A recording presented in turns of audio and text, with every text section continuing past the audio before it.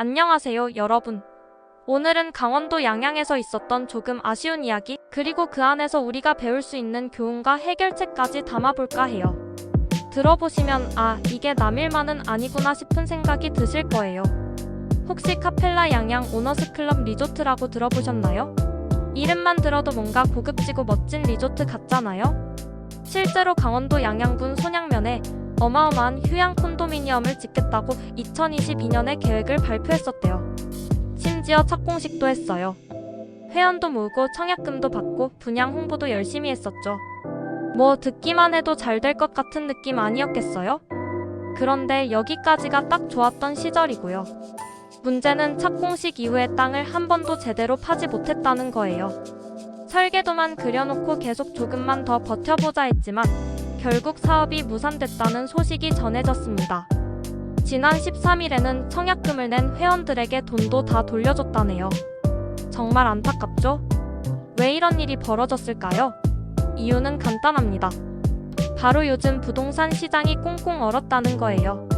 뭐 아파트도 안 팔리는 판에 리조트나 생활형 숙박시설 같은 건 더더욱 수요가 없다는 얘기입니다. 특히 이번 리조트 사업의 문제는 경기 좋을 때 땅값이 비싸게 잡혀있다는 데 있어요. 땅값이 비싸면 그만큼 사업성을 맞추기 어려운데 여기다 PF 프로젝트 파이낸싱로 자금을 조달하려다 보니 자금 압박이 심했던 거죠. 그러다 보니 잔금을 낼 수 없어서 사업이 계속 미뤄졌고 결국 시공사 계약도 파기됐답니다. 사실 이렇게 큰 사업이 무산되면 말이 많잖아요? 그런데 이번에는 마스턴 자산운용 측에서 사업이 완전히 끝난 건 아니에요. 다른 방식으로라도 추진해보겠다며 희망의 끈을 놓지 않고 있다고 해요. 리조트를 호텔로 전환하거나 사업 규모를 축소하는 방안을 고민 중이라는데 글쎄요. 이게 얼마나 현실적일지는 두고 봐야겠죠. 자, 여기까지가 사건의 전말인데요. 여기서 끝나면 재미없잖아요. 그래서 우리가 이 사례에서 얻을 수 있는 교훈과 해결책을 한번 살펴볼게요. 이 리조트 사업은 딱 봐도 너무 멋진 계획이었잖아요. 그런데 중요한 건 멋진 계획만으로 현실을 이길 수는 없다는 거예요. 아무리 전망이 좋아 보여도 시장 상황을 냉정하게 분석하지 않으면 큰 꿈도 물거품이 될 수 있다는 걸 보여주는 사례죠. 첫 번째 문제는 지나치게 낙관적인 시각이었어요.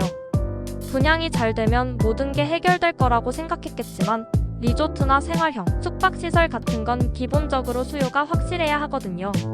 그런데 이미 영동 지역은 공급 과잉이 심한 상태라 더 짓는 건 무리였던 거죠. 두 번째로는 이 사업이 너무 경기에 의존적이었다는 거예요.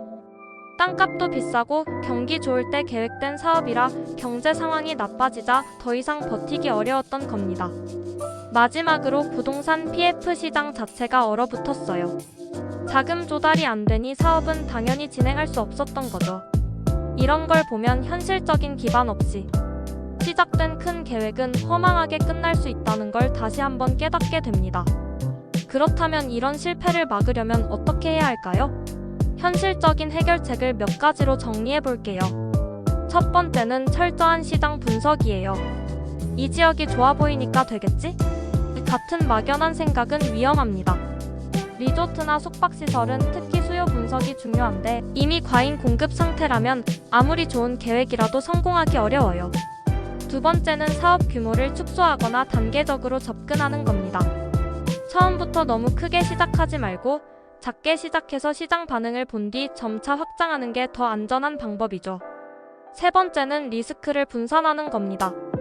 PF에만 의존하지 말고 민간 투자자나 공동 개발자를 끌어들여 자금 부담을 나눠야 해요. 혼자 모든 리스크를 떠안으려다 보면 이번 사례처럼 벽에 부딪히게 됩니다. 네 번째는 기존 자산을 활용하는 방안을 고민해야 합니다.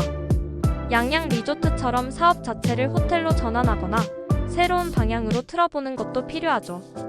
다섯 번째는 긴 호흡의 계획입니다. 부동산 프로젝트는 장기적인 관점에서 봐야 해요. 단기 수익에만 매달리다 보면 이렇게 어려운 상황이 닥쳤을 때 버틸 여력이 없게 됩니다. 오늘 이야기 어떠셨나요? 양양 카펠라 리조트 사례는 너무 멀리만 보고 발밑을 살피지 못한 상황을 보여줬다고 생각해요. 큰 꿈도 좋지만 현실을 무시하면 결국 좌절로 끝날 수 있다는 거죠. 하지만 실패를 통해 배울 수 있는 교훈도 많습니다. 꿈은 높이 바른 땅에라는 자세로 철저히 준비하고 작은 한 걸음부터 차근차근 나아가야 진정한 성공을 이룰 수 있을 거예요. 오늘도 끝까지 함께 해주셔서 감사합니다. 추운 날씨에 따뜻하게 입으시고 구독과 좋아요, 알림 설정도 꼭 눌러주세요. 다음에 더 재미있는 이야기로 만나요.